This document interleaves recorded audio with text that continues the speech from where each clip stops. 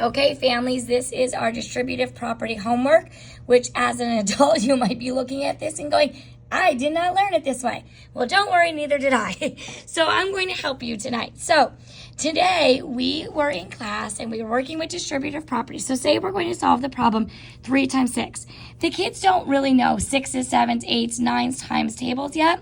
So we're teaching strategies that help them still get the answers correct until they really master it, which really does take some time. So if I were going to solve the problem 3 times 6, I can generate and create an array, and this is what we did in class. So I have 3 rows with 6 inside of each row. So the kids could create this visual, but we're going to try to get their brains thinking and how they could also do this. So what I have them doing is circling the larger number. So 3, the kids are pretty good at working with 3s, but 6s they may not know. So I had them think of all the ways we can get to 6. Well, I can get to 6 by a 1 and a 5, a 2 and a 4, or 2 3s, and of course 0 and 6. So what I'm encouraging the kids to do is they're going to be breaking apart the bigger number to work with digits that they are more familiar with. They're familiar with working with 5s and 2s. 3s, they're so-so, but I would definitely pick one of these. In this case, we're going to choose the 2 and the 4. They really could pick any way to break them apart. It really doesn't matter. In this case, it's going to be a 2 and a 4. The 3 is going to stay the same in both cases. So in this case, they're going to keep the 3 in both parts of this.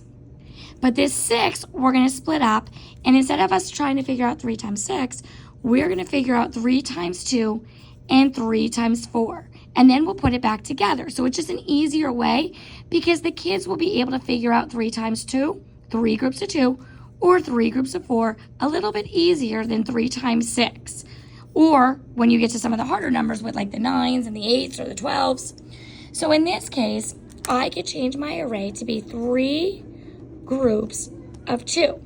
So in this case, right now, if I flip these over, I can show you that I have 3 groups of 2. So now this represents my 3 times my 2, and this is going to represent my 3 times 4. And I apologize, my arrays are a little off as I try to film this. So there's 3 rows with 4 in it. Looking at this, the kids will be able to say, oh, Mrs. Boyle, 3 times 2 is 6, and 3 times 4 would be 12. And then all they do is have to put it back together to get 18. So when they're breaking this apart and they're trying to solve distributive property, it's basically taking your irregular array and which ways can we split it. And they can split it different ways that make sense for them. Like I said, we could have represented it with these other numbers instead.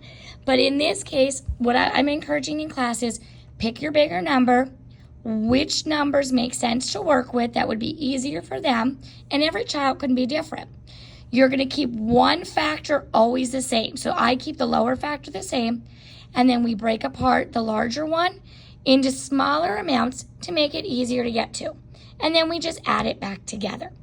So tonight for homework, they have this problem.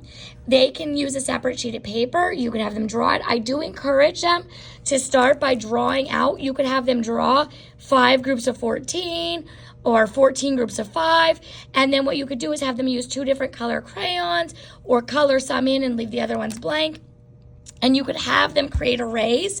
It's not required, but if they need to visually see it, I do encourage that.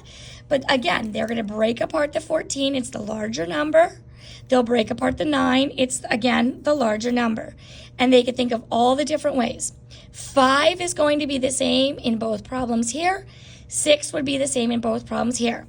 And then once they figure out what they break it apart to, they're going to solve each and add it back together to get your final product, or in this case, it would be the sum that would then be the same as that product. If you have any questions, just reach out to me. And then we'll continue to work with this next week. So this is just kind of a little bit of practice to start to get their feet wet with this as we're doing it in class.